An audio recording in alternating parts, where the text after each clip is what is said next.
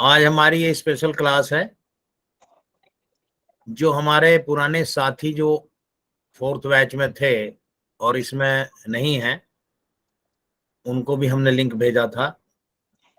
हमारे साथी जो हमारी टीम के देहरादून में हैं, जिनमें नयन शर्मा जी हैं, चार्टर्ड अकाउंटेंट, और 2 हमारे साथी हैं, राजीव अग्रवाल जी और चंद्रिका प्रसाद जी, रिटायर्ड अधिकारी हैं, वो भी जुड़ रहे हैं इसमें। उनका भी स्वागत। Hello sir, thank you. आज हम 4 नोटिफिकेशंस के बारे में बात करेंगे, जो अभी 18, 19 और 20 अभी जारी हुए हैं, और एक जो इनवॉइस का 1 अक्टूबर से लागू है, पहले जारी हो चुका था। इन चारों के बारे में बात करेंगे। यानी 1 अक्टूबर 2022 से जो चेंजेज हुए हैं उन पर हम आज चर्चा करेंगे। इसमें फाइनेंस एक्ट 2022 में जो परिवर्तन प्रस्तावित थे, उनको उनमें 2 अमेंडमेंट 5 जुलाई 2022 को हो गए थे, और बाकी सब बचे हुए अब हो गए। ये अच्छा है कि इन्होंने सबने सब एक साथ कर दिया। हम चर्चा इस बात की करेंगे कि पहले वहां क्या था, अमेंडमेंट के बाद क्या हुआ, और इसका क्या प्रभाव है, और अभी कुछ रूल्स जो चेंज नहीं हुए हैं वो कौन कौन से हैं जो अभी होने वाले हैं। 2 चीजें जो कॉमन है उनको हम बता दें कि आपको याद होगा जब जीएसटी लागू हुआ तो ये था कि सप्लायर जीएसटी R1 भरेगा, रेसिपिएंट को 1A GSTR 1A में दिखाई देगा, वो उसमें एक्सेप्ट रिजेक्ट करेगा। फिर इनवर्ड सप्लाई का GSTR 2 भरेगा, फिर GSTR 3 भरेगा। मैचिंग का सिस्टम पूरा था, सेक्शन 42 था, 43 था, वो सब अब इन्होंने हटा दिया है। जहां जहां भी GSTR 1A, GSTR 2, GSTR 3 का प्रयोग हुआ था, वो सब खत्म कर दिया है। मैचिंग के सारे सेक्शंस और उनसे संबंधित रूल हटा दिए हैं। और जो हमारे ड्राफ्ट थे GSTR 1A का, GSTR 2 का और GSTR 3 का, वो भी हटा दिया। अब वो सदैव के लिए हमारे एक्ट में नहीं रहे। पहली बात तो ये है। अभी मैं पीपीटी पे जाने से पहले 2 कॉमन बात बता देना चाहता हूँ। फिर इन्होंने क्या, जो आपकी रिटर्न भरने की, आईटीसी क्लेम करने की डेट थी, वो फाइनेंशियल ईयर के बाद सितंबर की रिटर्न फाइल करने की ड्यू डेट या एनुअल रिटर्न फाइल करने की डेट, दोनों में जो पहले थी वहां तक थी। अब वो सितंबर की जो रिटर्न फाइल करने की ड्यू डेट थी, उसको चेंज करके 30 नवंबर ले आए। 30 नवंबर ले आने से क्या हुआ कि अब 30 नवंबर या आपका जो रिटर्न एनुअल फाइल करने की जो डेट है उनमें जो पहले हो जाएगा, वहीं तक आईटीसी का क्लेम कर सकते हैं।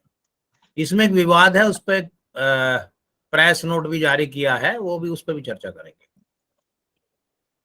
मैचिंग का सारा सिस्टम खत्म हो गया, लेकिन कुछ आईटीसी को प्रतिबंधित करने का है। जब हम सेक्शन 38 पढ़ेंगे जो चेंज किया है, तब हम इस पर डिटेल में चर्चा करेंगे। तो सबसे पहले जब हम चेंजेस पे बात करते हैं तो हमको ये देखना है, समझना बहुत आसान हो जाएगा कि पहले क्या था, अब क्या चेंज कर दिया, ये चेंज क्यों किया, और इसका क्या प्रभाव है। यानी 1 अक्टूबर से हम इसको कैसे पढ़ेंगे, कैसे देखेंगे, कैसे इसका इम्प्लीमेंटेशन करेंगे।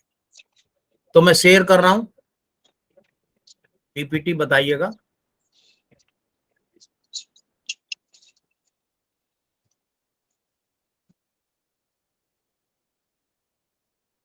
हो गई शेयर? जी सर। एक नोटिफिकेशन जारी हुआ था 9 नंबर का, 5 जुलाई 2022 को, और उसमें ये कहा गया था कि 5 जुलाई 2022 से जो फाइनेंस एक्ट 2022 था, उसका सेक्शन 110 का क्लोज सी और 111 जो इंटरेस्ट से रिलेटेड था, वो 5 जुलाई 2022 से फोर्स में आ गए थे। बाकी जितने हैं वो अब इन्होंने नोटिफिकेशन नंबर 18 जारी किया 28 सितंबर को, और ये कहा कि ये जो बाकी सेक्शन है 100 से लेकर 114 तक, ये 15 सेक्शन ही थे जो जीएसटी से रिलेटेड थे, ये सारे लागू हो गए एक्सेप्ट जो 2 दिए हुए हैं, क्योंकि ये पहले लागू हो गए थे 5 जुलाई 2022 से, इसलिए अब लागू करने का इनका कोई नहीं था, इन्हें निकाल करके बाकी सारे लागू हो गए हैं, और इसका जो प्रभावी डेट है वो 1 अक्टूबर 2022 होगा। हमने ये नोटिफिकेशन नहीं दी। अब क्या मैंने क्या किया कि जो सेक्शंस जहां जहां चेंज हुए, रूल्स में जहां जहां चेंज हुए, वहां वहां उन चेंजेस को करके बताया कि पहले क्या था अब क्या है और इसका प्रभाव क्या है। सबसे पहले सेक्शन 16(2) था। सेक्शन 16(2) सबको याद होगा, आईटीसी क्लेम करने के लिए 4 शर्तें थी। पहली शर्त ये थी कि उसके पास टैक्स इनवॉइस होना चाहिए जो क्लेम कर रहा है, या डेबिट नोट होना चाहिए। दूसरी शर्त ये थी कि गुड्स और सर्विस एक्चुअली रिसीव होनी चाहिए। तीसरी शर्त ये थी कि सप्लायर द्वारा उसका पेमेंट गवर्नमेंट को कर दिया गया हो। चौथी सप्लायर रेसिपिएंट द्वारा रिटर्न फाइल करी जा रही हो। और पांचवी जुड़ी थी AA, उसमें ये कहा गया था द डिटेल ऑफ इनवॉइस और debit note refer to clause A has been furnished by the supplier in the statement of outward supplies and such detail have been communicated to the recipient of such invoice or debit note in the manner specified under section 37। यानी 37 में supplier ने जो अपनी outward supply की detail भरी है वो recipient को जो 2B में दिखाई देगी, 1 जनवरी 2022 से इफेक्टिव था ये, उसका वो क्लेम करेगा। ये शर्तें सेक्शन 16(2) में पहले से थी। एक शर्त और जोड़ दी गई, इसमें BA जोड़ दिया गया। BA में क्या कर दिया, the detail of input tax credit in respect of the said supply communicated to such registered person under section 38 has not been restricted। पहले सेक्शन 38 अलग था, उसे पूरा का पूरा बदल दिया और अब उसमें कुछ रेस्ट्रिक्शंस लगा दी। 6 रेस्ट्रिक्शंस लगाई हैं जिनको हम स्टडी करेंगे आगे। तो यहां सेक्शन 16(2) में ये जोड़ दिया BA करके 1 अक्टूबर 2022 से प्रभावी है कि जो आईटीसी सेक्शन 38 के अंतर्गत रेस्ट्रिक्ट कर दी गई है, भले 2B में दिखाई दे रही हो, जो रेस्ट्रिक्ट कर दी गई है वो नहीं मिलेगी। बताइए बात क्लियर हो गई कि नहीं हो गई? दोबारा रिपीट कर रहा हूं, सेक्शन 16(2) में आईटीसी क्लेम करने की 4 शर्तें पहले से थी। नंबर 1, जो दावा कर रहा है रेसिपिएंट उसके पोजेशन में टैक्स इनवॉइस या डेबिट नोट होना चाहिए। नंबर 2, उसने वास्तव में गुड्स और सर्विस को रिसीव किया हो। नंबर 3, सप्लायर ने गवर्नमेंट को पे कर दिया हो टैक्स। नंबर 4 ये थी कि रेसिपिएंट ने रिटर्न फाइल करा हो। पांचवी 1 जनवरी 22 से जोड़ी गई थी कि जो 2B में शो हो रही है उसका वो क्लेम कर सकता है। और छठी अब ये जोड़ दी कि जो 2B में क्लेम कर सकता, जो 2B में शो हो रही है वो पूरी नहीं क्लेम कर सकता। अगर वो सेक्शन 38 में जो रेस्ट्रिक्ट कर रहे हैं उतनी राशि को क्लेम नहीं करेगा, 2B में भले ही शो हो रही है। बताइए बात क्लियर हो पाई कि नहीं? जी सर। क्लियर हो गई। अब यहां से इन्होंने और सेक्शन 43A हटा दिया। सेक्शन 43 के बारे में आश्चर्य बता दूं, ये कुछ ध्यान करते नहीं है कभी कभी अमेंडमेंट करते समय। सेक्शन 43A लाया गया था जीएसटी अमेंडमेंट एक्ट 2018 से, लेकिन इसको नोटिफाई नहीं किया गया था, यानी यह भी लागू नहीं था।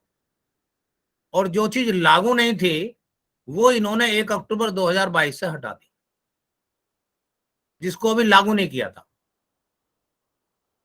ये भूल गए कि ये भी तो देख लो कि इन्होंने लागू किया था कि नहीं किया था। ये लागू नहीं किया था और उसके बाद 1 अक्टूबर 2022 से हटा। तो आज की डेट में समझिए कि सेक्शन 43A एक्ट में ना आया और उसको हटा दिया गया।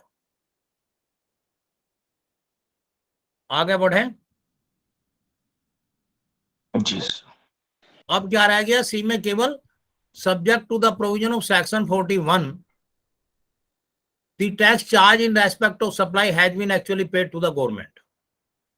Subject to the provision section 41 भी चेंज कर दिया, सेक्शन 41 का जो 2 था उसमें भी अमेंड कर दिया। तो अब ये जो सेक्शन 41 है, ये जो आज की डेट में 1 अक्टूबर को अमेंड हुआ है, वो पढ़ना है। सेक्शन 16(4) में यहां पे दिया हुआ था वही शब्द जो मैंने बताया, जो अक्टूबर की फाइनेंशियल ईयर के बाद अक्टूबर की रिटर्न फाइल करने की ड्यू डेट थी, यहां हटा करके 30th डे ऑफ नवंबर कर दिया, 30 नवंबर कर दिया, फिक्स डेट कर दी। ये यहां भी कर दी आईटीसी क्लेम करने की। अब जब यहां करी तो जहां जहां अमेंडमेंट करने का की दी हुई थी वहां भी चेंज करके इन्होंने 4 जगह और 30 नवंबर कर दिया।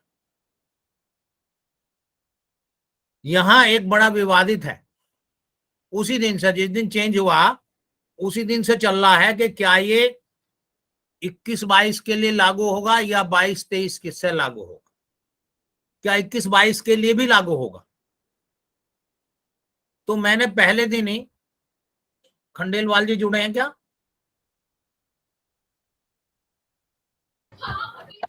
जी सर जुड़े हैं। जुड़े हैं। खंडेलवाल जी ने पहले दिन ही ये क्वेश्चन करा था।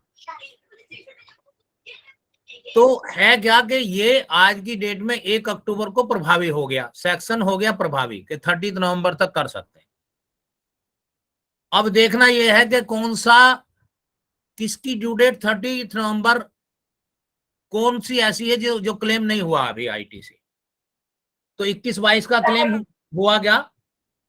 21-22 क्लेम करने की डेट निकली क्या? नहीं सर, नहीं वो सर, 20 अक्टूबर या 22-24 अक्टूबर थी, जी सर, है ना।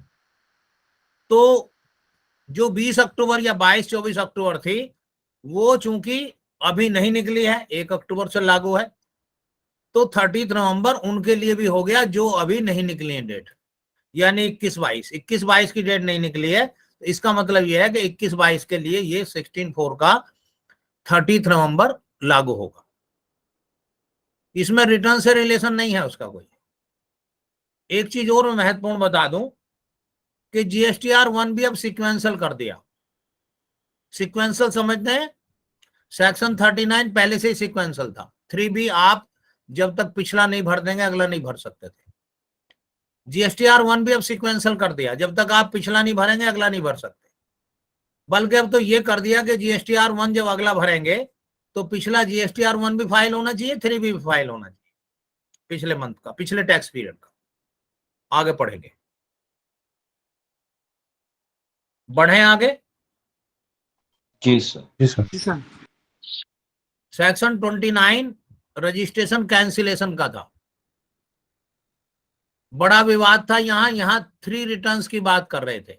ए paying person paying tax under section 10 has not furnished 3 returns था, कंटिन्यूअसली 3 रिटर्न्स की बात करता था। तो सेक्शन 10 वाले को क्या जमा करना पड़ता है? क्वार्टरली है, और जो जीएसटीआर 8 है वो 1/4/2019 से एनुअली, ईयरली है। प्लीज नोट कर लें, 1/4/2019 से ईयरली है, तो रिटर्न हो गई ईयरली। अब वो अगर ये कह रहा है कि उसने 3 रिटर्न या 2 रिटर्न फाइल नहीं करी, तो इसका मतलब उसे 2 साल 3 साल बाद ही उसका रिजेक्ट कर सकते थे। यानी ये बड़ी दिक्कत आ रही थी कि जिसने कंपोजिशन लेवी आउट कर रहे हैं उसका रिटर्न फाइल ना करने पर रिजेक्शन का चांस नहीं था, ही नहीं रिजेक्शन का चांस, भेज रहे थे नोटिस, वो एक अलग बात है। तो इन्होंने क्या कर दिया, यहां कर दिया the return for a financial year beyond 3 months from the due date of furnishing the said return. CMP 08 return नहीं है, रिटर्न है GSTR 4। फाइल करनी पड़ती है फाइनेंशियल ईयर के बाद 30 अप्रैल को। तो उन्होंने ये कह दिया कि 30 अप्रैल के बाद किसी फाइनेंशियल ईयर की, अगर वो 3 महीने तक, यानी मई जून और जुलाई तक फाइल नहीं करता है, उसको रजिस्ट्रेशन कैंसिलेशन किया जा सकता है, नोटिस भेजा जा सकता है। अब स्थिति क्लियर हो गई। अब स्थिति क्लियर ये हो गई, कोई भी GSTR हो किसी एक फाइनेंशियल ईयर का, अगर वो 31 जुलाई तक अगर डेट ना बढ़े तो नहीं जमा करता है तो उसको रजिस्ट्रेशन कैंसिलेशन भेजा जा सकता है। बताइए, ये बात क्लियर हो गई? जी सर। CMP 08 पे लागू नहीं है सर, मतलब नहीं, CMP 08 रिटर्न नहीं है, जी। वो केवल स्टेटमेंट है, वो यहां था ही नहीं। उसका इंटरप्रिटेशन वैसे ही लगा रहे थे कि CMP 08 के लिए, CMP 08 के लिए था ही नहीं। आगे सी कह रहा है any registered person other than person specified in clause B, जो कंपोजिशन लेवी में नहीं है। तो जो कंपोजिशन लेवी में नहीं है वो दो तरह से रिटर्न फाइल करते हैं, या तो सेक्शन 39 के उसमें है, मेन 39(1) में है, उसको मंथली फाइल करना है GSTR 3, या एक छूट दी हुई है 5 करोड़ से अगर कम है तो वो ऑप्शन ले सकता है क्वार्टरली रिटर्न मंथली फाइलिंग का, मंथली पेमेंट का। तो क्वार्टरली रिटर्न मंथली पेमेंट में पेमेंट जो पहले 2 महीने है वो PMT 06 से करता है, तीसरे महीने रिटर्न फाइल करता है 3B। तो यहां इन्होंने लिख दिया such continuous tax period as be prescribed. क्यों लिखना पड़ा इन्हें यहां? एज बी प्रेस्क्राइब्ड का क्या मतलब होता है? रूल रूल बनाए जाएंगे, मंथली रूल बनाए जाएंगे। यहाँ पे इसलिए लिखना पड़ा कि ऊपर तो एक ही कैटेगरी थी, सी में 2 कैटेगरी हो जा रही हैं, 3B मंथली और 3B क्वार्टरली, इसलिए 2 इनको लिखने थे यहाँ पे, रूल में ले गए। रूल जब हम अभी पढ़ेंगे 21 तब बताएंगे कि उनका रजिस्ट्रेशन कब रिजेक्ट किया जा सकता है।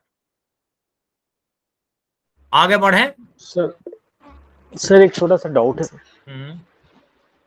सर। एक हम लोग जब कैंसिलेशन बिजनेस 6 मंथ्स तक अगर किसी ने भी अपना बिजनेस अमेंसमेंट नहीं किया सर, इट मींस के कोई भी उसके इनवर्ड परचेज नहीं रिफ्लेक्ट हो रही है, ना ही उसकी आउटवर्ड रिफ्लेक्ट हो रही है, और वो लगातार 6 मंथ से नील की फाइल कर रहा है, तो नील की फाइल पे अगर सर उस ग्राउंड पे, और अगर यहाँ और वो कंपोजिशन में है सर, तो यहाँ पे सर क्या उस वाले जो हमारे पास सब सेक्शन में लिखा हुआ है उस ग्राउंड पे क्या कैंसिलेशन प्रोसीडिंग नहीं कर सकते हैं सर हम? मतलब आप कंपोजिशन टैक्स पेयर की बात कर रहे हैं? जी सर। नहीं, कंपोजिशन टैक्स पेयर तो रिटर्न फाइल ही नहीं करता ना।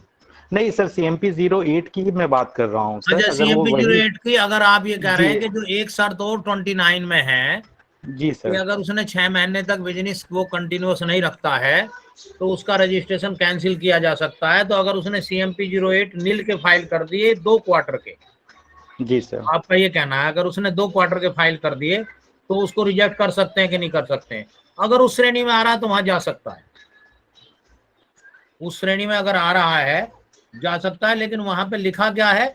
Any person who has taken voluntary registration under subsection 3 of section 25 has not commenced business within 6 months from the date of registration, ये लिखा हुआ है। ये केवल वॉलंटरी रजिस्ट्रेशन के लिए लिखा है। बीच बीच में सर कई बार नील के ही CMP 08 फाइल कर दे रहे हैं। नहीं, तो CMP 08 पर लागू कहाँ हो रहा है? ये मैं ये कह रहा हूँ, ये तो कह रहा है वॉलंटरी रजिस्ट्रेशन अगर किसी का है और उसने 6 महीने तक बिजनेस नहीं किया उसे कैंसिलेशन का भेज सकते हैं।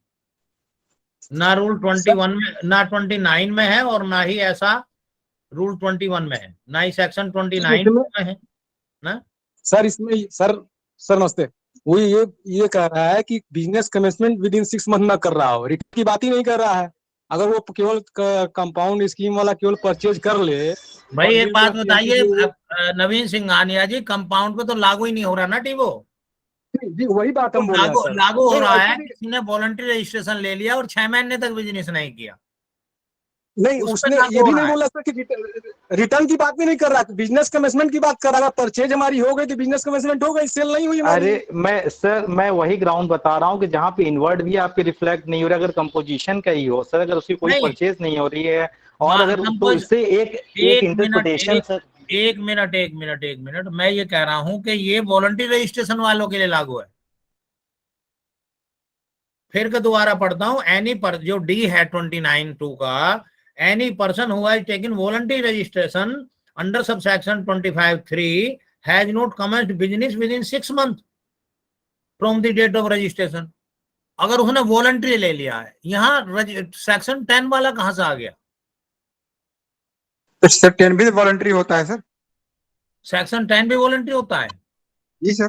अगर वो वॉलंटरी है और उसने 6 महीने तक कोई कमेंसमेंट नहीं किया बिजनेस का, तो आप उसे खारिज कर सकते हैं।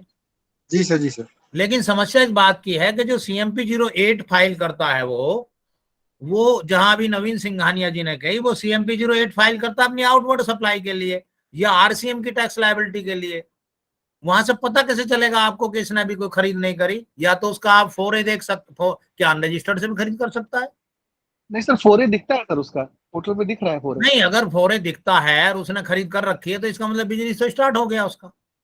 खरीद कर रखी है तो सर बहुत ढेर सारे सर मामले होते हैं हाँ, कि आदमी वॉलंटरी रजिस्ट्रेशन लेता है और उसी समय कंपोजिशन ऑप्ट कर लेता है अच्छा उसी ठीक है। समय।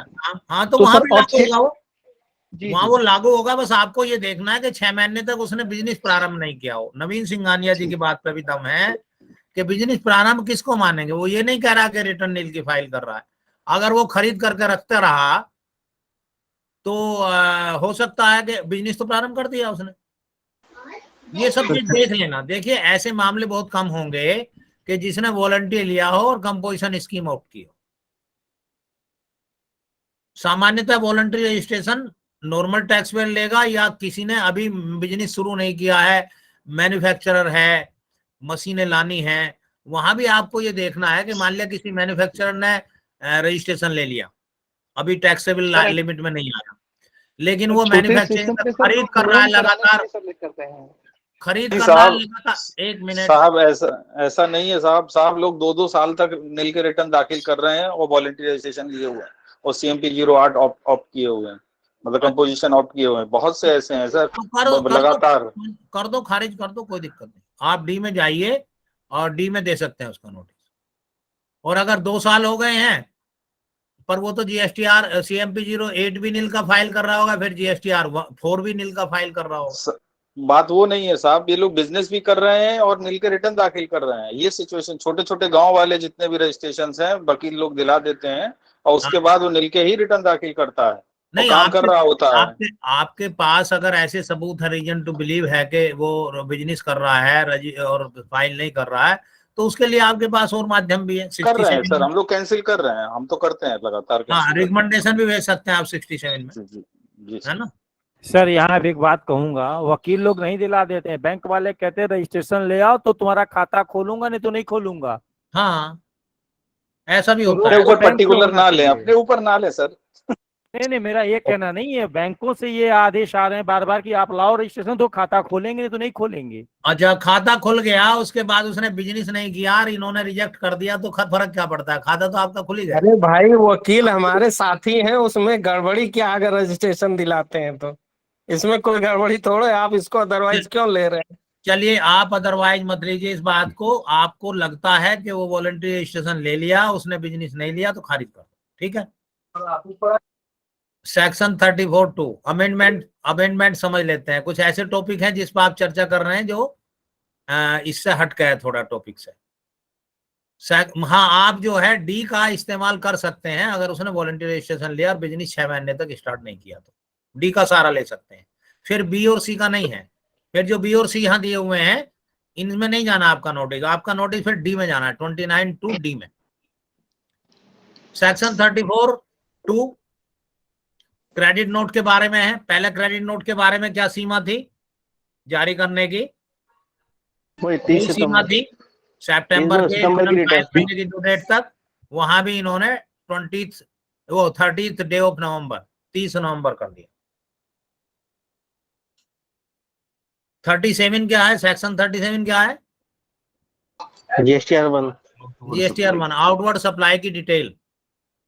इसमें चेंज किया है, every registered person other than an input service distributor in NRTP and a person paying tax under section 10 or 11 or 51 or 52 shall furnish electronically subject to such conditions and restrictions। यानी जिसको GSTR 1 file करना है उसमें इन्होंने जोड़ दिया subject to such conditions and restrictions. अभी restriction लगा रहे हैं इसलिए इन्होंने ये सब जोड़ दिया। And in such form and manner as may be prescribed. देखिए, कल किसी साथी ने कहा था कि वहां 129(6) में इन्होंने सच टाइम लिखा था और वहां टाइम नहीं दिया हुआ था। यहाँ देखिए इन्होंने 4 चीजें जोड़ी इसमें। रूल किस लिए काय के बन सकते हैं? Subject to such condition, rule में कंडीशन लगाई जा सकती है। रेस्ट्रिक्शंस, प्रतिबंध लगाए जा सकते हैं। इन सच फॉर्म एंड मैनर और ढंग, 4 चीज लिख दी। जीएसटीआर 1 के बारे में 4 चीजों पर कानून और नियम बनाए जा सकते हैं, यानी उसमें कंडीशंस, रेस्ट्रिक्शंस लगाई जा सकती हैं, फॉर्म प्रेस्क्राइब किया जा सकता है जो है, और मैनर किस ढंग से करना है उसको, ये सब कर सकता है। पहले ये नहीं था, जोड़ दिया। The detail of outward supply of goods और सर्विस और both effected during a tax period on और before the 10th day of the month succeeding the said tax period of such detail. 10th day दिया हुआ है, इसको notification से 11th कर रखा है, 11th और 13th, यानी जिसको ईयर मंथली करना है उसकी 11 डेट है, जिसको क्वार्टरली करना है उसको क्वार्टर के बाद की जो 13th है वो है। Shall subject to such conditions and restrictions, आगे भी लिख दिया। Which within such time and in such manner, यहां पे टाइम भी क्या लिख दिया, as may be prescribed be communicated to the recipient of the said supply. उन्होंने कह दिया कि जो दाखिल करेगा उसके साथ शर्तें और वो लगाई जा सकती हैं, जो अभी 38 में हम पढ़ेंगे। और with in such time and in such manner, time उसका प्रेस्क्राइब कर सकते हैं, जैसे मैंने बताया 11 और 13 है, ढंग कर सकते हैं। बी कम्युनिकेटेड, कम्युनिकेट किया जाएगा to the recipient of the said supplies, इन सप्लाईज के बारे में रेसिपिएंट को कम्युनिकेट किया जाएगा जिस टाइम में इन्होंने लिखा है। ये चेंज किया इन्होंने, और ये चेंज किया दोनों, एक को जोड़ा और नीचे में सब्स्टिट्यूट, पहले कुछ और लिखा हुआ था उसको चेंज करके ले आए। और जो इसका प्रोविजो था वो कि 10 तारीख सर 15 तारीख तक नहीं वो कर सकते, दाखिल नहीं करेंगे, वो हटा दिया, उसका कोई मतलब नहीं था। उसके बाद क्या हुआ, इसके और प्रोविजो हटाए, तो पहला जो प्रोविजो चूंकि ऊपर वाला हटा दिया तो इसमें नीचे प्रोवाइडेड दैट कर दिया और नीचे वाले में प्रोवाइडेड फर्दर कर दिया। ये कोई चेंज नहीं है, जो चेंज है वो 37 के जो मेन मैंने ऊपर पढ़ा वो चेंज किया इन्होंने। इसका जो सबसेक्शन 2 था वो हटा दिया, 3 में ये लाइन हटा दी, and which has remained unmatched under section 42 और सेक्शन 43। क्यों हटा दी ये लाइन, शुरू में चर्चा कर चुके हैं हम। मैचिंग बिल्कुल नहीं है। और नीचे के बाद वो कह रहे हैं जो रेक्टिफिकेशन है वो कब तक कर सकता है, ये भी पहले वही लिखा हुआ था, अब रेक्टिफिकेशन 30 नवंबर कर दिया। जीएसटीआर 1 में 30 नवंबर तक फाइनेंशियल ईयर के बाद रेक्टिफिकेशन किया जा सकता है।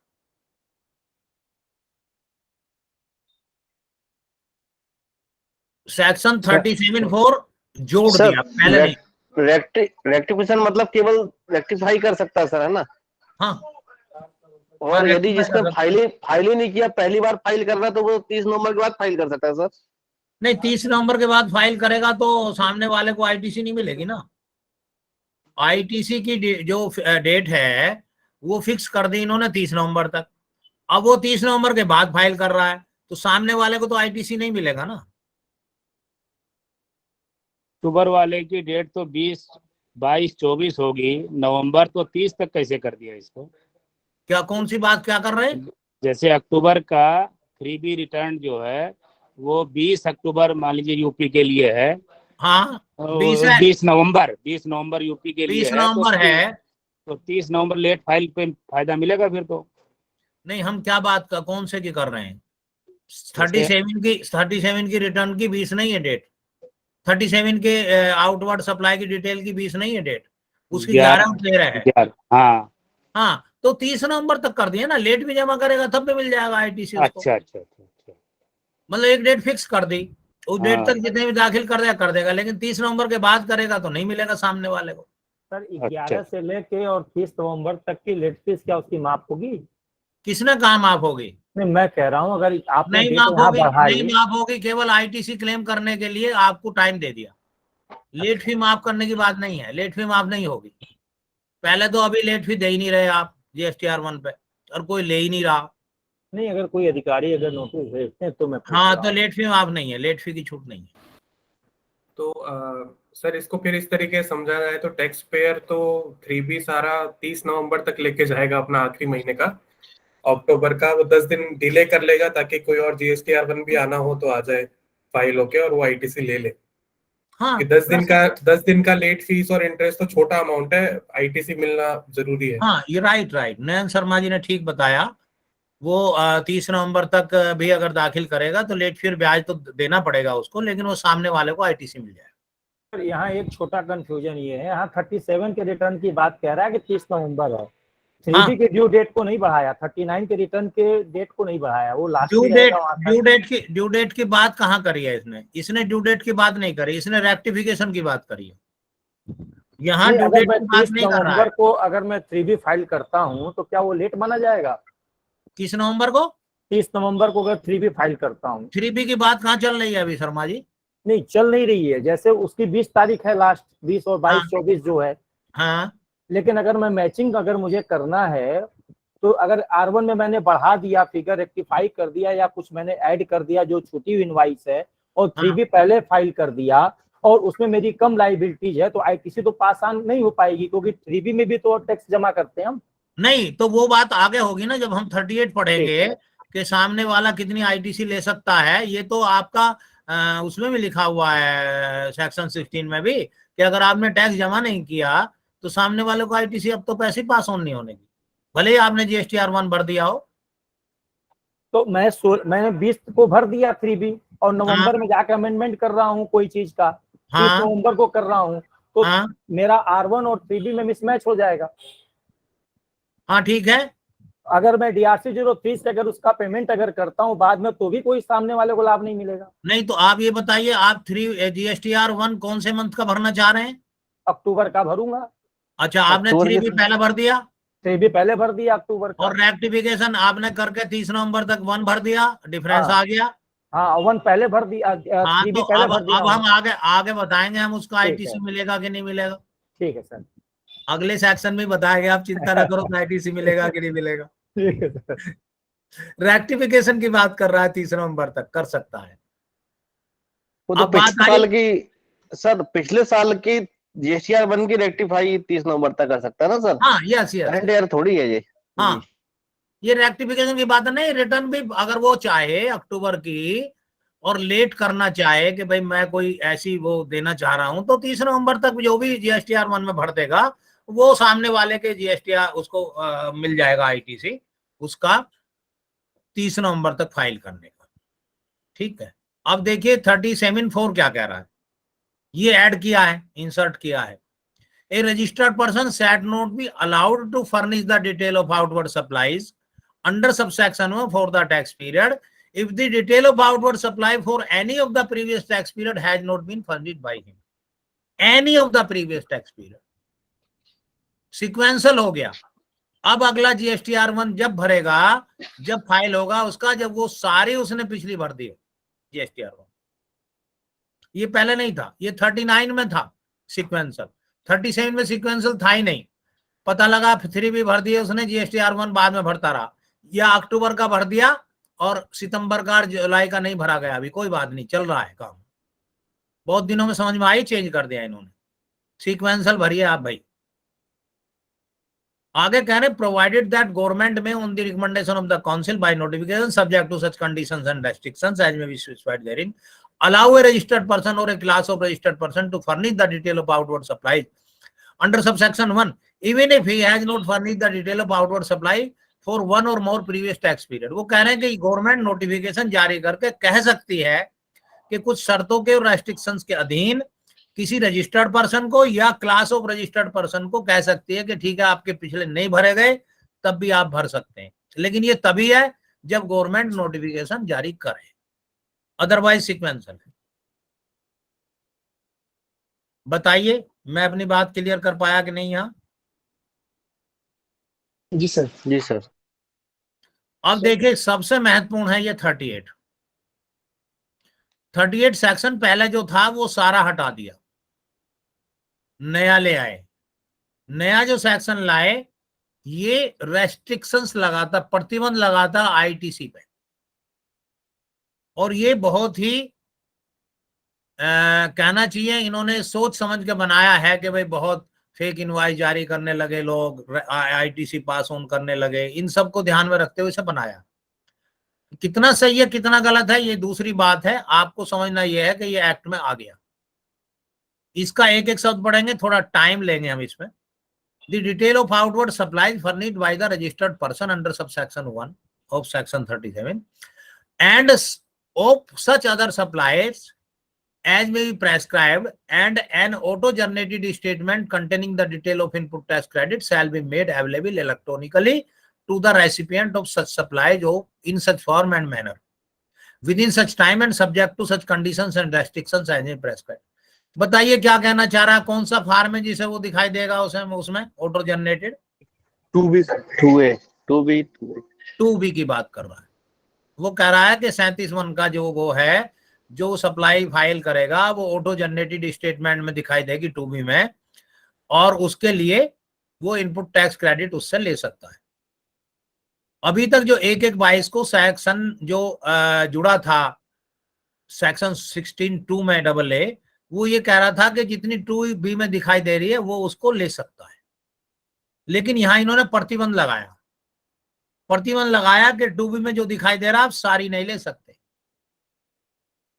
कुछ हम रोक ले रहे हैं। ये महत्वपूर्ण है समझने की। यहां पे 6 शर्तें दी हुई हैं। सबसे पहले वो कह रहा है auto generated statement 2B under section 1 shall consist of detail of inward supplies in respect of which credit of input tax may be available to the recipient. 2B होगा जिसमें इनवर्ड सप्लाईज की डिटेल होगी और उसको recipient claim कर सकता है, input tax में भी अवेलेबल, वो 2B में दिखाई देगा। जो B कह रहा है ये सबसे महत्वपूर्ण है कि detail of supplies in respect of which such credit can not be availed. इसमें से कुछ ऐसी सप्लाई हैं जिसका क्रेडिट वो नहीं ले सकता, वेदर होली और पार्टली, आधा कुछ आंशिक या पूर्ण, by the recipient on account of the detail of said supplies being furnished under subsection 37। यानी कि जो सप्लायर ने तो भर दी, उसके 2B में भी दिखाई दे गई, लेकिन वो जरूरी नहीं है उनको, नीचे वाले को नहीं ले सकता। ये महत्वपूर्ण है। अब समझिए क्या है, by any registered person within such period of taking registration as may be prescribed। यदि किसी सप्लायर ने रजिस्ट्रेशन नया लिया है तो इतने समय तक रेसिपिएंट नहीं ले सकता जैसा कि प्रेस्क्राइब्ड किया जाए। अब इन्होंने नोटिफिकेशन नंबर जो 19 जारी किया, जिसकी हम आगे चर्चा करेंगे, रूल में अमेंडमेंट किए, उसमें सेक्शन 38 के अमेंडमेंट नहीं है।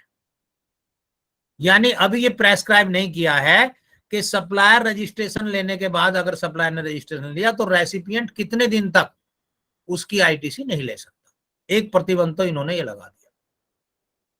अभी रूल नहीं बने, जब रूल नहीं बने हैं तो अभी ये लागू नहीं है, क्योंकि उसमें यही पता नहीं है कि कितने पीरियड तक वो नहीं लेगा, इफेक्टिव नहीं है। 38 जो है ले आए, रूल नहीं बनाए हैं, इफेक्टिव नहीं है।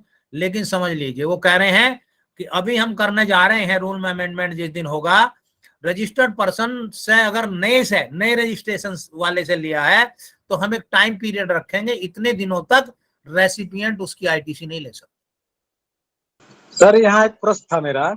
हाँ, रेसिपिएंट को ये कैसे पता चलेगा कि सामने वाला कब रजिस्टर्ड हुआ है? अभी मैं इसके प्रैक्टिकल पे भी जाऊंगा। मैं अभी इसके प्रैक्टिकल पे जाऊंगा कि मैं प्रैक्टिकल डिफिकल्टीज क्या होंगी, वो तो रूल बनने के बाद देखा जाएगा कि ये पोर्टल पे कैसे व्यवस्था करते हैं इसकी, कि कितने दिन के लिए आपकी प्रतिबंधित रहेगी और वो कब ली जाएगी, कब उसको क्लेम कर पाएंगे, है ना, कितने दिन बाद क्लेम, ये सब पोर्टल पे बनेगा।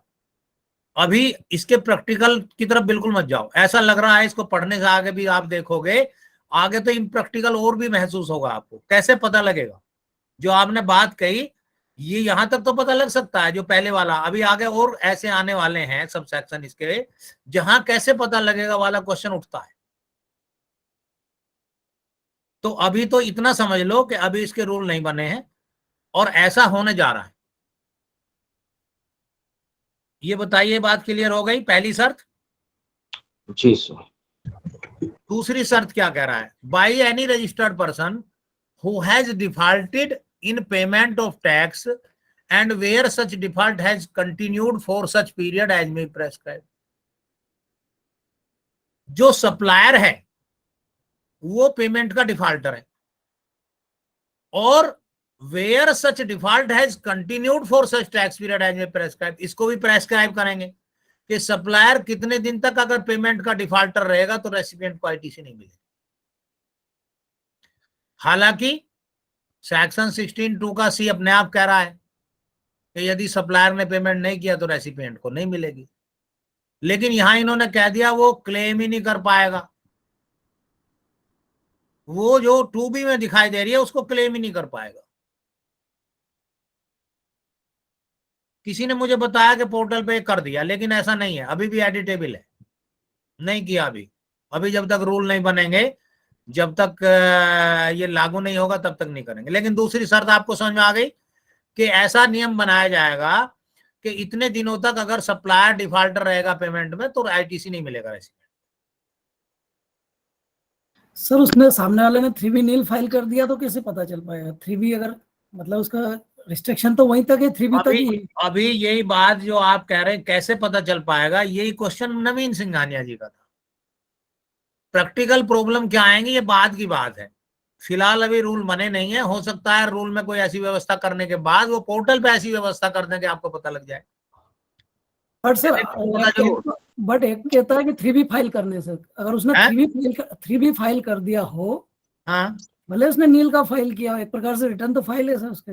अब आगे भी तो सुन लो, आगे भी शर्तें सुन लो, आगे शर्तें सुन लो, फिर पूरे पे डिस्कशन दोबारा, पूरे पे इस पे दोबारा मतलब वो करेंगे, डिटेल में डिस्कशन करेंगे इस पर। आप आगे भी सुनो क्या कहना चाह रहा है। तीसरी शर्त क्या है, by any registered person the output tax payable by home in accordance with the statement of outward supply furnished by him under the said subsection during such period as may prescribe exceed the output tax paid by him during the said tax period by such limit as may prescribe।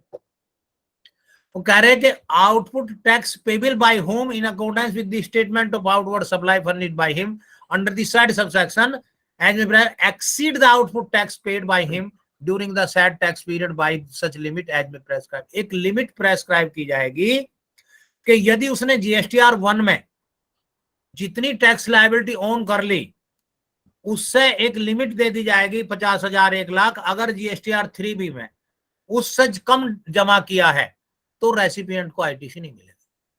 उदाहरण से समझेंगे, मान लिया GSTR में supplier ने कह दिया मेरी 2 लाख बनती है, और इन्होंने कह दिया कि भाई 50,000 जिसकी है, 50,000 से जो कम जमा कर रहा है उसमें रेसिपिएंट को नहीं मिलेगी आईटीसी। अब रेसिपिएंट ने जब वो सप्लायर ने जब 3B भरा तो वो भर दिया 180 का, तब तो मिल जाएगी। लेकिन अगर उसने 150 से कम का 3B भर दिया तो रेसिपिएंट को आईटीसी नहीं मिलेगी। एक शर्त ये जोड़ दी, वो किसी भी रेसिपिएंट को नहीं मिलेगी ना सर फिर तो। हाँ रेसिपिएंट को। देखिए सारी रेस्ट्रिक्शंस सप्लायर की गलती के कारण रेसिपिएंट को भुगतनी है। रेसिपिएंट अगर 10 होंगे तो 10 को नहीं मिलेगी, किसी को नहीं मिलेगी ना मेरा। हाँ किसी को नहीं मिलेगी। कैसे पता चलेगा, कैसे पता चलेगा कि किसकी इसने नहीं जमा करी? तो सभी का ब्लॉक हो जाएगा। सभी का ब्लॉक, हाँ सभी को नहीं मिलेगी। बिल्कुल बिल्कुल। सर ये थर्ड वाला सर रिपीट कर दीजिए प्लीज। ये कह रहे हैं कि अगर जीएसटीआर 1 से 3B में कम जमा किया, उसने आउटपुट टैक्स लायबिलिटी ज्यादा मान ली, कम जमा किया, तो रेसिपिएंट को आईटीसी नहीं मिलेगी। अब ये पंकज यादव जी ने बिल्कुल सही बताया कि मान लिया उसके रेसिपिएंट 10 हैं तो 10 के 10 को नहीं मिलेगी। सर ये ज्यादा कॉम्प्लिकेटेड नहीं कर रहे हैं सर ये लोग? हाँ ज्यादा कॉम्प्लिकेटेड कर रहे हैं। वो एक सीमा कर देंगे कि वो शायद हो सकता है 10,000 20,000 तक माफ कर दें कि भाई यहाँ तक तो चलिए कोई बात नहीं है। एक सीमा कर देंगे 50,000 1 लाख, अगर इतना डिफरेंस उसने कम जमा किया तो रेसिपिएंट को मिलेगी नहीं। अब यहाँ भी नवीन सिंघानिया जी का प्रश्न उठ सकता है फिर कि कैसे पता लगेगा कि उस सप्लायर ने कितनी जीएसटीआर 1 में एडमिट की थी और कितनी जीएसटीआर 3B में भरी। करेंगे, व्यवस्था करेंगे, ठीक है, व्यवस्था करेंगे। सर एक छोटा सा पॉइंट था, जो सेकंड वाला पॉइंट आपने बोला, जहां default in payment of tax हो रहा है, हाँ default in payment of tax कैसे पता पड़ेगा? वो भी ऐसे ही पता पड़ेगा कि उसने 1 के अंदर कुछ डाला है और वो 3B के अंदर उसने पेमेंट नहीं किया है। यस यस, वही वही मतलब है। तो फिर सेकंड और थर्ड के बीच में अंतर क्या है? डिफरेंस अंतर कैसे क्या करें? हाँ, अंतर नयन जी ये है कि सेकंड में तो अगर उसने GSTR 1 में 1 लाख मान लिया, इन्होंने कह दिया कि 1 लाख से कम पे थर्ड लागू नहीं है, और उसने 80,000 जमा कर दिया, तो थर्ड वाले में तो मिल गया उसको।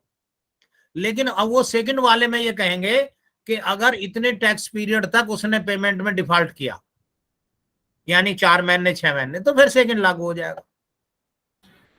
Okay sir. और जो सेकंड वाला है, फिर जो हम डिमांड, शो कॉज नोटिस और ये सारी रेज कर रहे हैं, उसमें भी लागू हो जाएगा? डिमांड और शो कॉज, हाँ, यस यस। जैसे ही मैंने डिमांड क्रिएट करी तो उसके अंदर भी उसने अगर पेमेंट नहीं किया तो बाकी सबका ITC रोक देंगे? भाई इसका मतलब 3B और 1 से नहीं है, बस ये कह रहा है कि who has defaulted in payment of tax, हाँ, तो सारे आ गए। And where such default has continue, यहाँ 3B और 1 की बात ही नहीं कर रहा। अगर उसने डिफॉल्ट कर दिया पेमेंट में, जो डिमांड निकली हुई है, तो भी रोक लेंगे। वो कह देंगे कि अगर पेमेंट उसने 2 महीने तक 3 महीने तक नहीं किया तो रेसिपिएंट की ITC रोक लो। रूल 36(4) को पुनर्जीवित कर देंगे ऐसे कुछ बना करके। अब इसका फोर्थ देखिए। फोर्थ कह रहा है, by any registered person who during such period as may prescribed has availed credit of input tax of an amount that exceed in the credit that can be availed by him in accordance with clause A by such limit as may be prescribed. यानी कि अगर उसने 2B में जो दिखाई दे रहा था, supplier के 2B में जो दिखाई दे रहा था, उसने अपने 3B में एक्सीड पे कर लिया क्लेम 2B से, सप्लायर ने। इसकी एक लिमिट बना देंगे कि सप्लायर का अगर 2B में 50,000 दिखाई दे रहा था और उसने 3B भरते समय 50,000 में 50,000 और जोड़ लो, कोई एक लिमिट बना देंगे। 1 लाख क्लेम कर लिया तो रेसिपिएंट को ITC नहीं मिलेगा। देख रहे हैं आप? सर ये 16(2)(C) का ही छिद्रान्वेषण नहीं है? हाँ, वो ये कह रहे हैं कि अगर सप्लायर ने 2B से ज्यादा 3B में क्लेम कर लिया, एक लिमिट जैसे प्रेस्क्राइब की जाएगी, 50,000 प्रेस्क्राइब कर दी, सप्लायर ने 2B से ज्यादा 3B में क्लेम कर लिया उतनी राशि, तो रेसिपिएंट को ITC नहीं मिलेगी। देख रहे हैं आप भारद्वाज जी, कितने कितने कहां तक पहुंच रहे हैं हम? सबसे ज्यादा कॉम्प्लिकेटेड है। सर इसमें समस्या, रिपीट इसमें करूंगा समस्या ये भी है, इस सेक्शन को मैं दोबारा रिपीट करूंगा। ये सबसे जो अमेंडमेंट हुए, सबसे ज्यादा क्लिष्ट सेक्शन यही है। समझना मुश्किल है सर। 5 और 6 करके फिर मैं पहले से 6 तक करूंगा। 5वें आ जाओ भाई। यानी सर इससे अच्छा जो है, सर इससे अच्छा परचेजर से टैक्स ना जमा करा ले रेसिपिएंट से। यही बात क्यों कर रहे हैं? भाई रेसिपिएंट जो है वो हर इनवॉइस का अपना टैक्स जमा कर दे। हाँ, और क्या। चलिए 5th बात करते हैं। 5th के इससे पहले 5th से बात कर लूं पहले कि बैंक वाले KYC कराते हैं। KYC की फुल फॉर्म क्या है? Know your customer. Know your customer. अपने कस्टमर को जानिए, उससे KYC करा लो, उससे आधार कार्ड ले लो, पैन कार्ड ले लो उससे, हैं। इसी तरह यहां पे KYS है, नो योर सप्लायर। अपने सप्लायर को जानिए। अगर सप्लायर गलत है तो उससे आप खरीदी मत करिए, सप्लाई लीजिए मत। सप्लायर को पहले पहचान लो, ये सप्लायर ठीक है, टाइम से जमा करता है, ये करता है, तो यहां आपको KYS का ध्यान रखना पड़ेगा। 5th की बात करते हैं। By any registered person who has defaulted in discharging his tax liability in accordance with the provision of subsection 12 ऑफ 49 subject to such conditions and restrictions as may prescribe. 49(12) क्या है? ये भी 1 अक्टूबर से जुड़ा है, आज ही पढ़ाएंगे नीचे। ये क्या जुड़ा है आपको याद है? रूल 86B क्या है? 1% सर। वो ये है कि आप क्रेडिट लेजर से 99% से ज्यादा क्लेम नहीं कर सकते कुछ परिस्थितियों को छोड़ के, यानी 1% आपको, आपकी टैक्सेबल टर्नओवर अगर 50 लाख से ज्यादा है पर मंथ तो आपको 1% कैश जमा करना पड़ेगा। ये रूल 86 भी है। जब ये रूल 86 भी आया तो तब लोगों ने ये आवाज उठाई कि भाई ये इसकी लागी सपोर्ट कहाँ है, इसको आपने रूल बना दिए, आपको कहाँ पावर दी हुई है लागी सपोर्ट। तो लागी सपोर्ट के लिए ये सेक्शन 49(12) ले आए, इसी से 1 अक्टूबर से ही प्रभावी है, और 1 अक्टूबर से उसे प्रभावी करके ही ये यहाँ ले आए कि यदि कोई रजिस्टर्ड पर्सन सप्लायर उस 1% को जमा करने को फॉलो नहीं कर रहा है तो रेसिपिएंट को आईटीसी नहीं मिलेगी। देखिए कहां तक पहुंचे,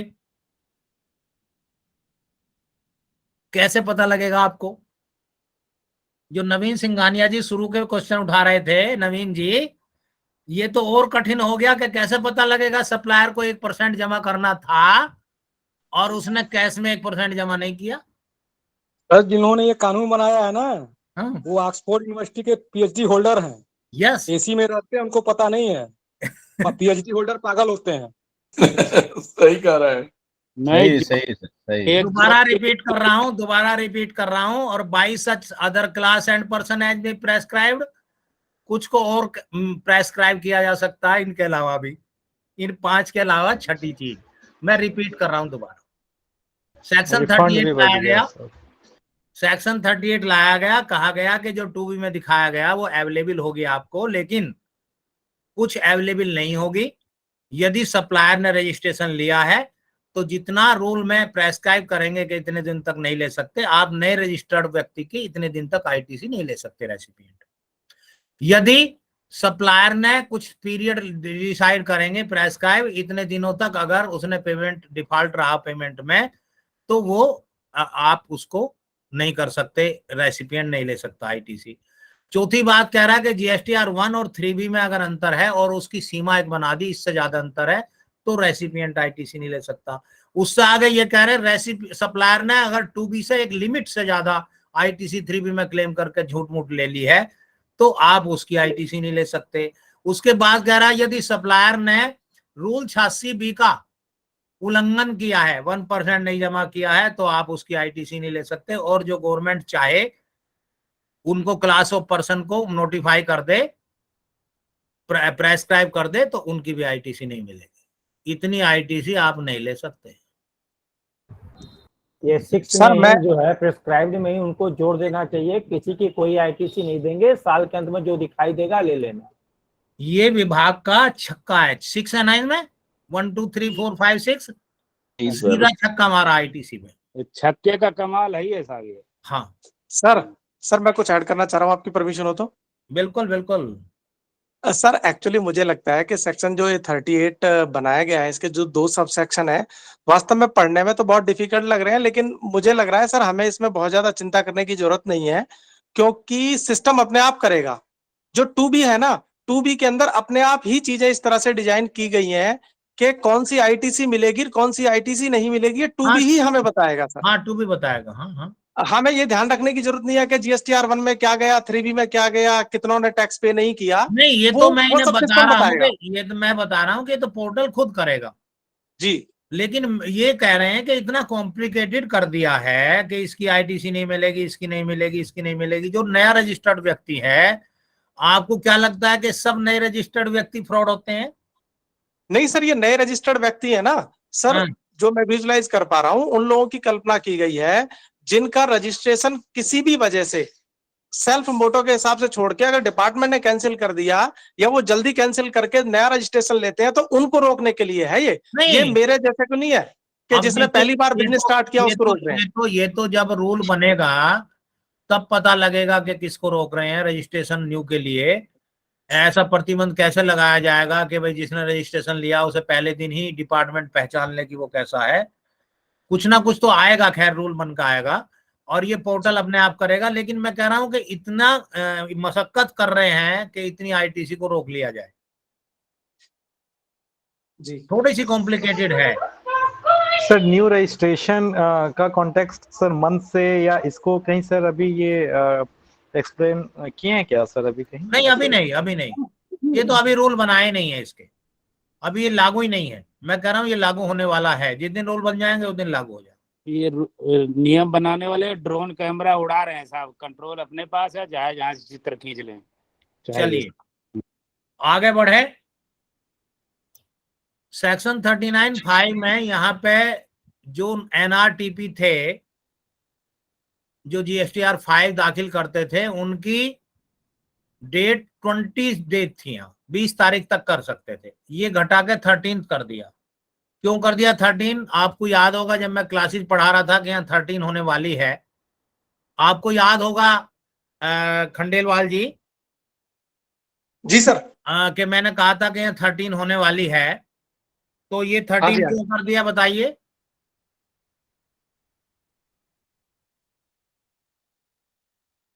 ताकि इसकी ITC 2B में मिल जाए उसी मंथ, क्योंकि 2B जो है वो 14 की सुबह को शुरू होता है और अगले महीने की 13 की रात को वो सीज हो जाता है।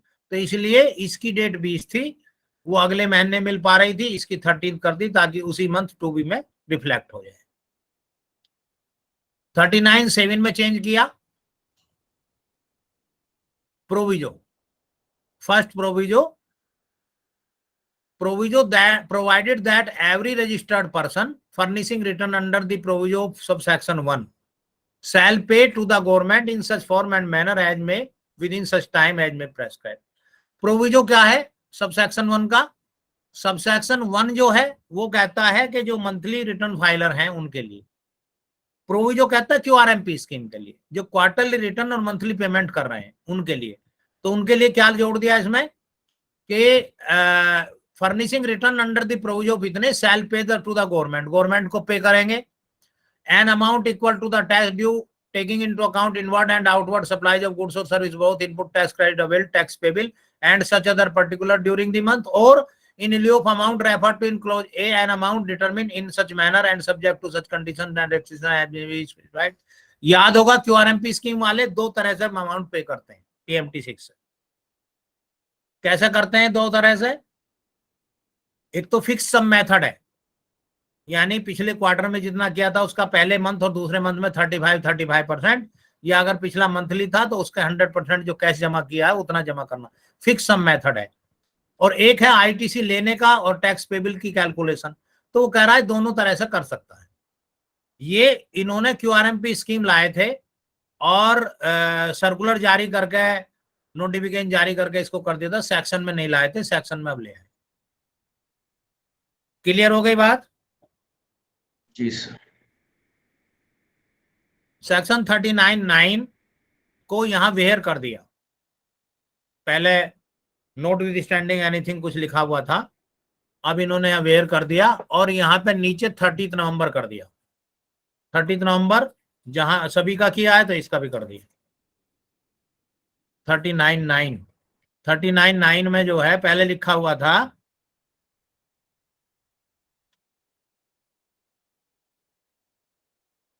subject to provision under section 37 subject to the provision of under section 37 and 38, वो हटा दिया। 39(10) ये क्या कर दिया? A registered person shall not be allowed to furnish a return for a tax period if the return for any of the previous tax period और the detail of outward supplies under subsection 1 of 37 for the tax period has not been funded by. पहले सिर्फ 3B sequential था, यानी 39 की सारी return sequential थी, लेकिन अब ये कर दिया कि 3B भी नहीं भर सकता जब तक उसने GSTR 1 नहीं भर दिया उस महीने का। उस टैक्स पीरियड का अगर GSTR 1 नहीं भरा तो 3B नहीं भर सकता। ये कर दिया अब इन्होंने।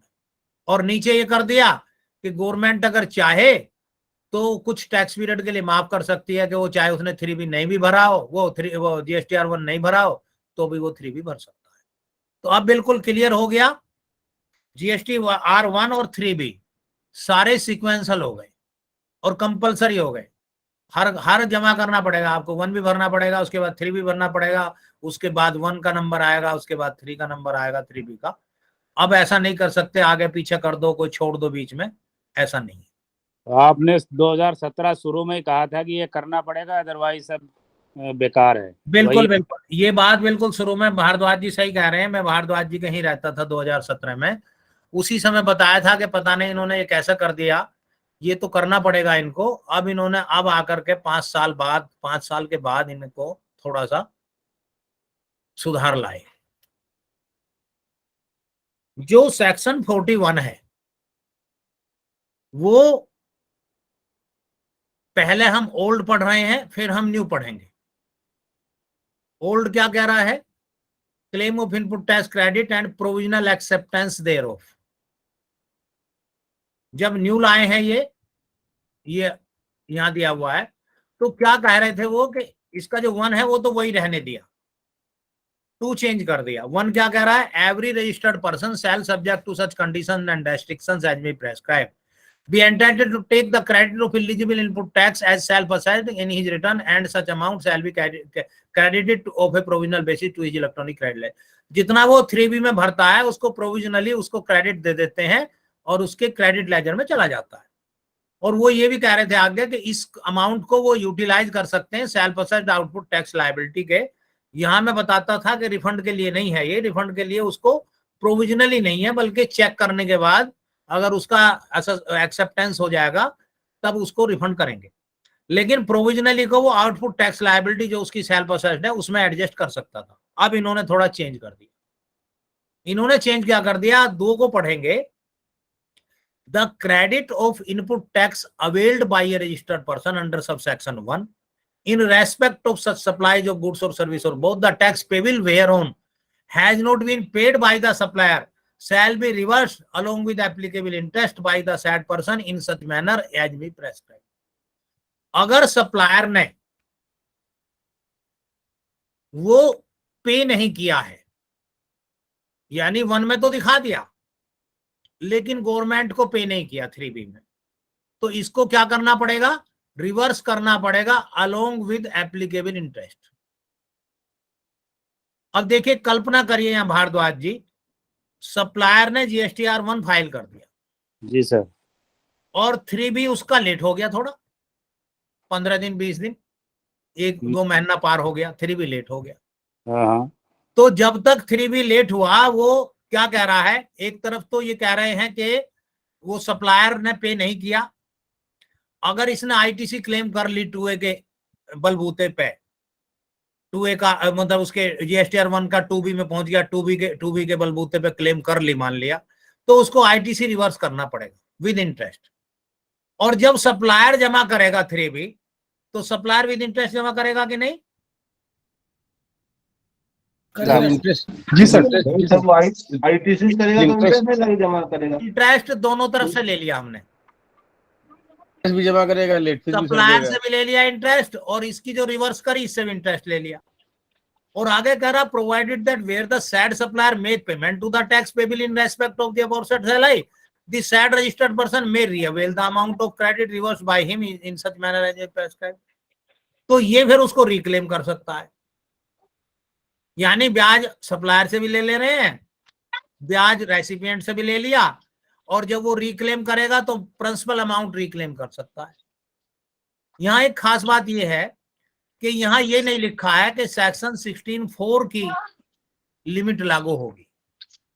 इसका मतलब यह है कि सप्लायर अगर देर से भी जमा करता है तब भी ये उसका ITC रिक्लेम कर सकता है।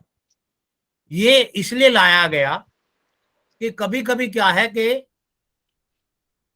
सप्लायर ने जमा नहीं किया, डिमांड निकाल दी तब जमा किया, या लेट जमा किया, या और कोई वजह, तो रेसिपिएंट को उसका ITC मिल जाए। अब तक ये ऐसी व्यवस्था ही नहीं थी। सर फिर इसमें और रूल 37 में क्या डिफरेंस हो गया? रूल 37 में भी तो रिक्लेम कर सकता था सर। हाँ, वो तो 180 दिन के लिए है ना।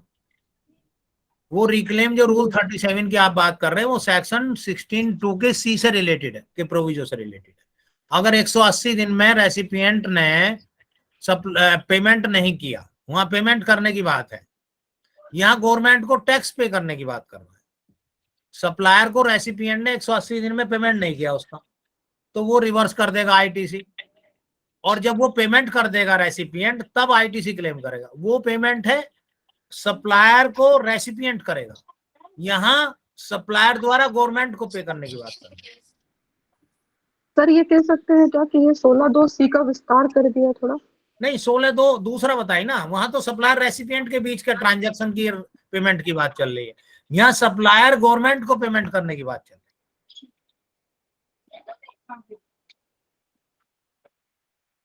क्लियर हुई कि नहीं बात?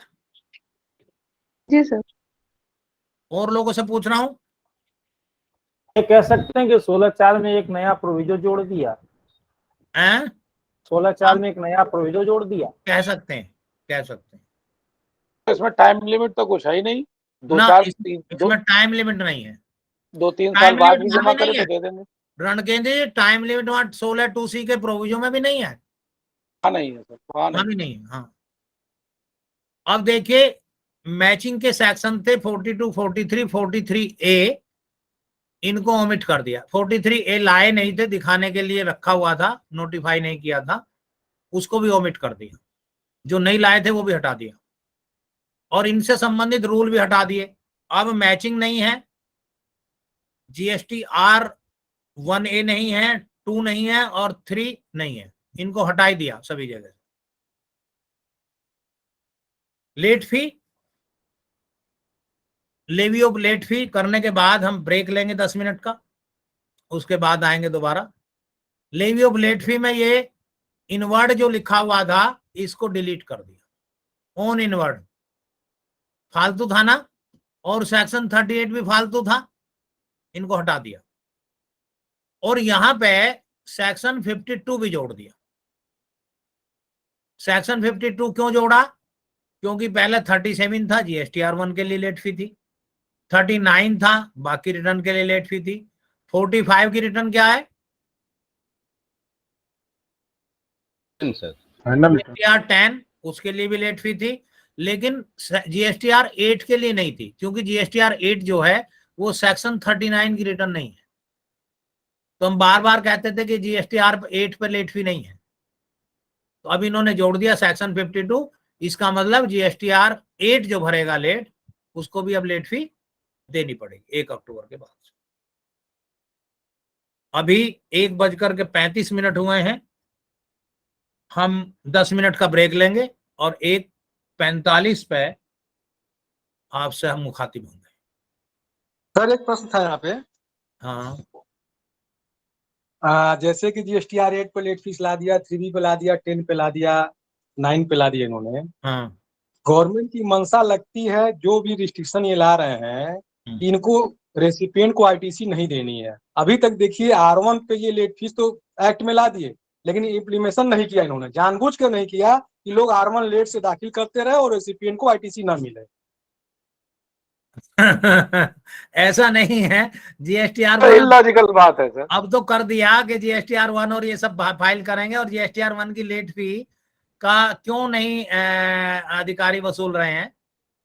कहीं रोका हुआ तो है नहीं, अधिकारी सीधे उसका DRC सेविंग जारी करें और लेट फी की डिमांड निकाल दे, लायबिलिटी रजिस्टर में निकाल सकते हैं आज की डेट में। तो पोर्टल पे तो नहीं कर, पोर्टल कर दें, अधिकारी कहाँ कहाँ देखेगा। चलिए 1:47 पे हम हाजिर हूँ।